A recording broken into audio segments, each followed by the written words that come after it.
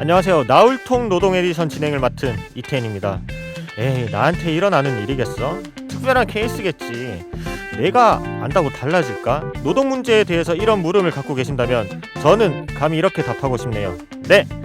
노동력을 제공하고 그 대가로 받은 임금으로 생활을 유지하는 노동자라면 누구나 해당되는 이야기, 나울통 노동 에디션에서 나눠봅니다.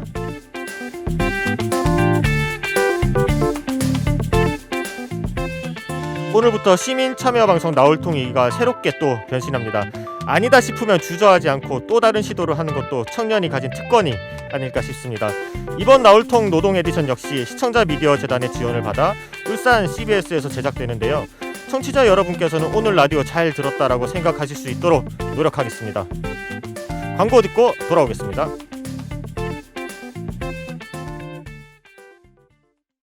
포천에 첫 번째 프로지오가 옵니다. 쾌적한 대형 공원 속 힐링 단지, 예정된 7호선 연장의 미래가치. 수도권 비규제 지역의 희소가치까지. 이제 포천의 중심은 프루지오입니다. 태봉공원 프루지오 파크몬트. 8월 오픈 예정. 1833-3307 대우건설.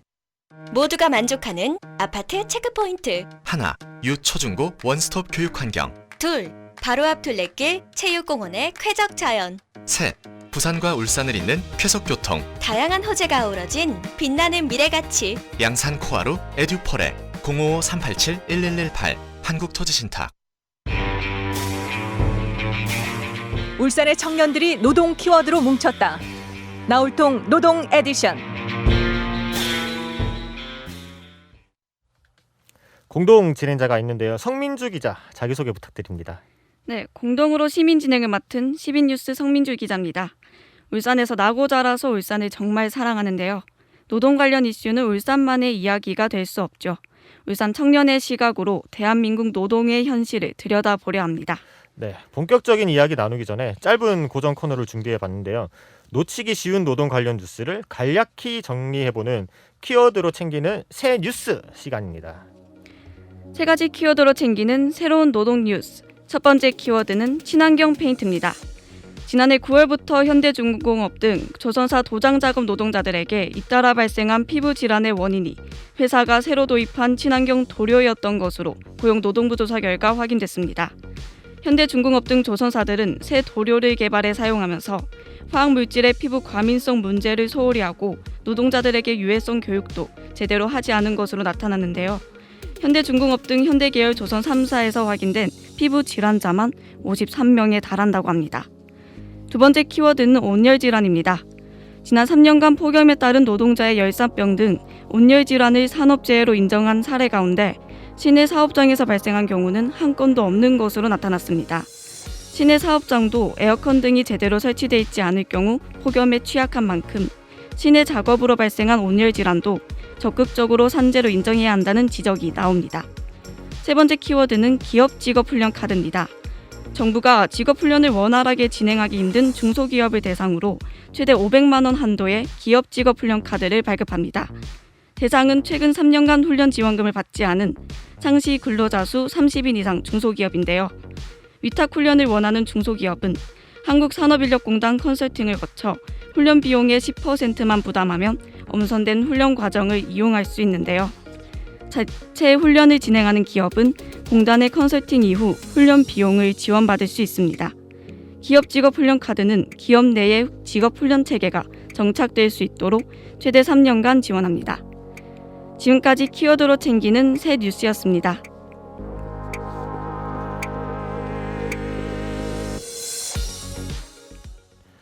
그럼 제일 중요한 분들이죠. 정치 설명계에는 김성애, 이준석이 있다면 우리 노무사계에는 이 두 분이 계십니다.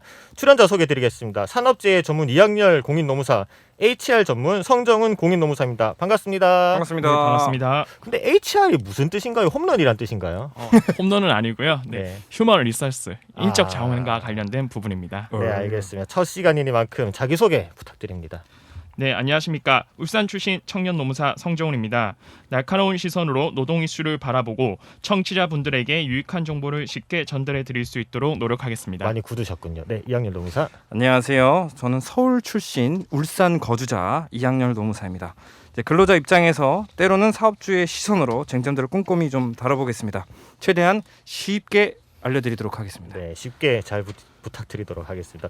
그럼 본격적인 이야기에 들어가도록 하죠. 이번 주제는 바로 빠밤! 네, 최저임금입니다. 네, 네. 내년도 최저임금이 올해보다 5.1% 오른 9,160원으로 결정됐습니다. 경영계에서는 3년 만에 재심의를 하기도 했는데요. 먼저 단도직입적으로 묻겠습니다. 최저임금 인상률 적절했다, 부적절했다. 두 분의 의견을 묻고 싶습니다. 노무사님 먼저 하세요. 네, 제가 먼저 하겠습니다. 네, 저는 이번 최저임금 인상률은 적절하지 않다라고 보고 있습니다. 네, 그 이유는 크게 두 가지로 보고 있는데요. 첫 번째는 소상공인과 자영업자들의 고통을 외면한 인상이었다는 점입니다. 실제로 소상공인과 자영업자분들과 상담을 하면 코로나19 장기화로 인해 매출은커녕 임대료 등 고정비도 감당할 수 없는 분들이 많았습니다. 근데 이런 상황에서 최저임금을 5%나 인상한다면 보이는 임금 인상 외에 4대 보험료, 연차 수당 등이 동반해서 상승하기 때문에 더욱이 사업을 지속하기가 어려운 상황이 될 수밖에 없는 거죠. 네, 두 번째는 현 상황에서 최저임금 인상이 실제로 현 정권이 추구하는 소득주도 성장에도 부합하지 않다는 점 때문입니다. 현실은 최저임금이 올라 청년이나 노년, 여성, 임시직 등 취약계층의 실업률이 증가하게 되었고 그로 인해 현 정부가 주장하는 임금을 올리면 소비가 늘 테고 그러면 기업도 생산을 늘려야 하니까 고용이 증가할 것이다 라는 논리가 현실에 맞지 않는 거죠. 그럼 우리 반대 의견은 어떠신가요? 한번. 저는 이제 조금 더 인상했으면 하는 아쉬움은 있으나 결론적으로 적절하다라고 생각을 하는데요. 그 네. 이유에 대해서 좀 설명을 드리겠습니다. 혼자 사는 직장인이 한 달 동안 생활하는데 필요한 평균적인 금액을 비혼 단신 근로자의 실태 생계비라고 하는데요. 네. 이게 이제 2020년 208만 원 정도 되고요. 최저 시급인 9,160원 이걸로 확정이 됐죠 오늘. 기준 월급으로 보면 이거를 191만 한 4천 원 정도밖에 안 돼요. 그러니까 208만 원 대비 191만 원이면 20만 원 가까이 모자라는 거죠. 네. 이 부분에서 저는 아쉽다고 생각을 하는 거고요. 하지만 코로나 상황에서 이 사장님들의 어려움을 외면할 수는 없을 것 같아요. 그래서 아쉽지만 적정하다 이렇게 정리할 수 있을 것 같습니다. 그리고 영세 자영업자분들 입장에서 당장 인상률 5%만 봤을 때 체감적으로 느끼는 상승폭이 크다고 생각하실 수 있을 것 같아요. 하지만 좀 실제 데이터를 보면 현 정부가 5년간 그 최저임금을 올린 평균치 인상률을 보면 7.2%입니다. 이전 정부 때는 7.4%였거든요. 그러니까 오히려 0.2%가 낮습니다. 0.2포인트가 즉 급격한 인상은 아니라는 것이죠. 마지막으로 거기다가 최저임금법이 또 개정되면서 정기상여금이랑 복리후생비 같은 이 비용들이 최저임금 상정할 때 계산에 포함시키도록 바뀌었어요. 이렇게 되면 실질적인 임금 인상률은 최저임금 인상률보다 낮아질 수밖에 없습니다. 그렇군요. 네, 이번엔 제가 질문 드리겠습니다. 앞서 언급했던 것처럼 경영계에서는 상당히 크게 반발했어요. 최저임금 수준과 산출 방식을 받아들일 수 없다는 이유 때문인데요. 두 분은 여기에 대해서 어떻게 생각하십니까? 제가 좀 말씀을 드려야 될 것 같은데 그 최저임금을 결정할 때 사용한 여러 가지 분석 자료가 있습니다. 근데 그 중에 주로 쟁점이 되는 자료가 앞서 말씀드린 비혼 단신 근로자 실태 생계비입니다. 풀어서 혼자 사는 직장인이 한 달 동안 생활하는데 필요한 생계비를 최저임금위원회가 조사해서 발표한 자료인데요.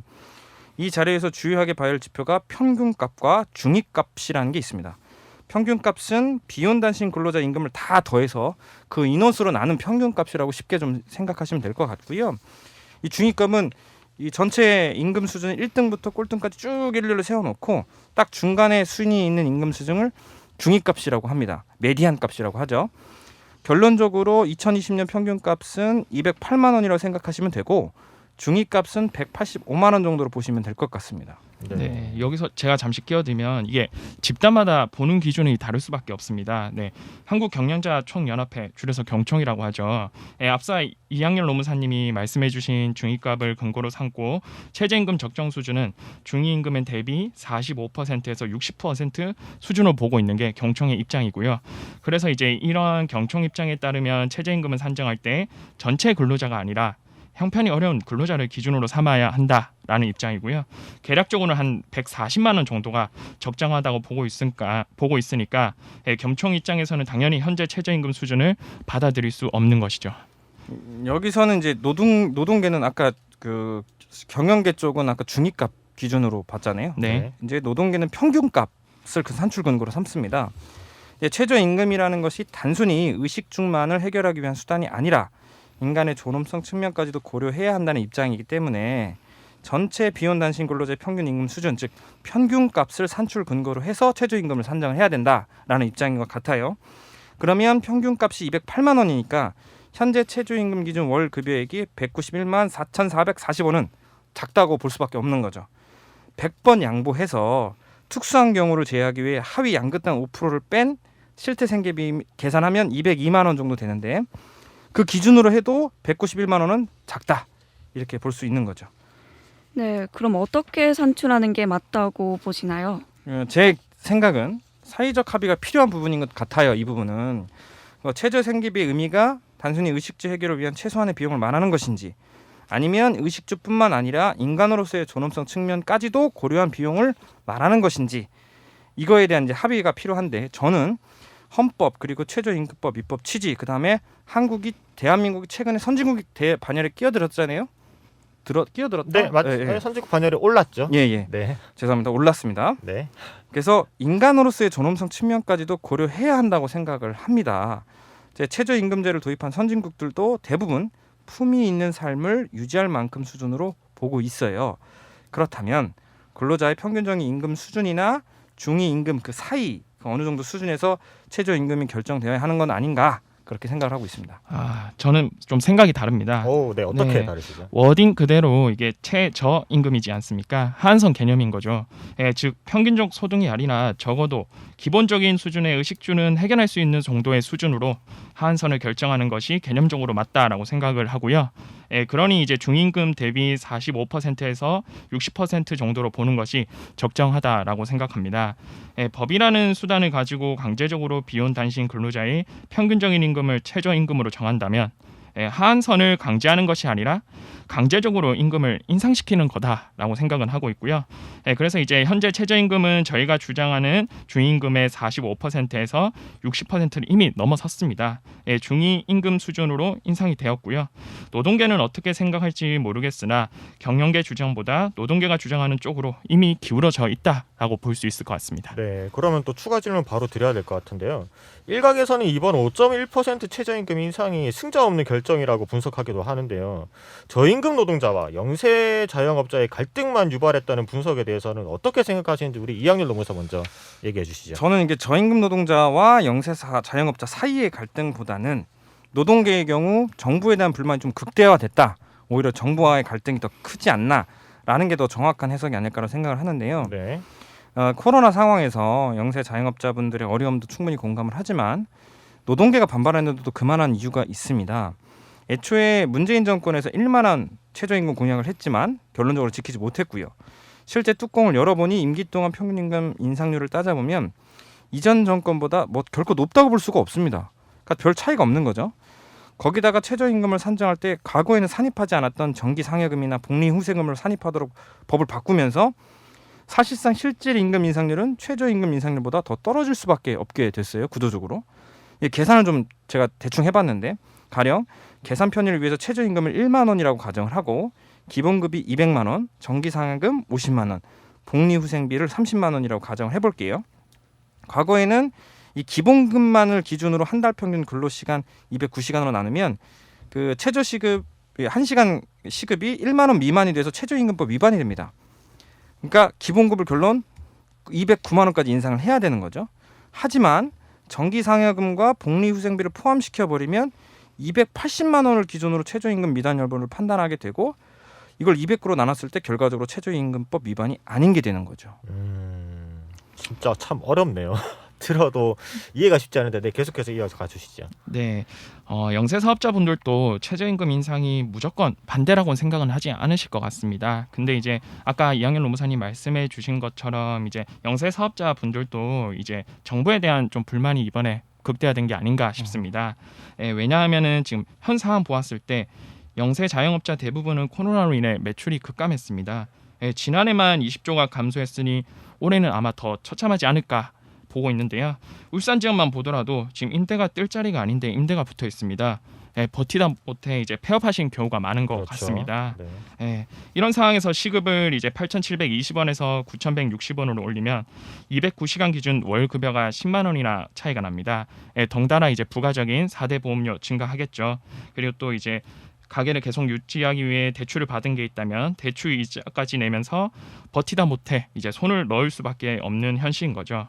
그러면 일자리는 당연한 기결로 줄어들게 됩니다. 상황이 이렇다 보니 최저임금 인상을 주장하는 노동계에 대한 영세 자영업자분들의 반발이 강해질 수밖에 없다라고 생각합니다. 네, 알겠습니다. 그렇군요. 최근 최저임금 관련 보도를 보면 청년의 눈물을 이야기하며 최저임금 인상이 오히려 청년들의 일자리를 뺏는다는 분석도 있는데요. 이 부분에 대해서는 어떻게 생각하십니까? 네, 제가 좀 말씀드리겠습니다. 네, 최저임금 인상이 고용에 미치는 영향에 대해서는 여러 가지 의견들이 있는데요. 특히 전체 고용률에는 유의미한 영향을 미치지 않는다는 연구 결과들이 다수 있는데 전체 고용률이라는 점을 주목해야 합니다. 최저임금이 인상되면 경제 전체적으로 임금이 상승하는 효과가 있기 때문에 가격이 상승하게 되어 전체적인 고용률에는 유의미한 영향을 주지 않습니다. 네, 하지만 연구 논문뿐만 아니라 주변에서도 단기나 파트타임 근로, 일용직 근로 등의 고용률이 떨어진다는 점은 명확히 눈으로 확인할 수 있습니다. 네, 알바나 일용직 근로 형태는 대부분 최저임금 수준으로 임금이 책정되기 때문에 최저임금 인상에 대한 직접적인 영향을 받게 되는 거죠. 그리고 이러한 직종에는 근로하는 세대가 바로 저희 청년들인 것입니다. 거기다가 코로나 상황까지 겹치면서 매출 감소와 인건비 증가로 단기 알바 외에 고용 규모도 많이 줄었습니다. 네, 그로 인해 특히 청년들의 일자리 얻을 기회가 많이 감소했다라고 생각합니다. 뭐 저도 최저임금 인상으로 인해서 최저임금 조건으로 이제 고용된 근로자분들이 있잖아요. 네. 특히 이제 청년 세대가 그런 경우가 많은데 그렇죠. 결론적으로 그렇게 되면 실업률이 청년 세대에 상승할 수 있다는 부분에는 일정 부분 동의를 합니다.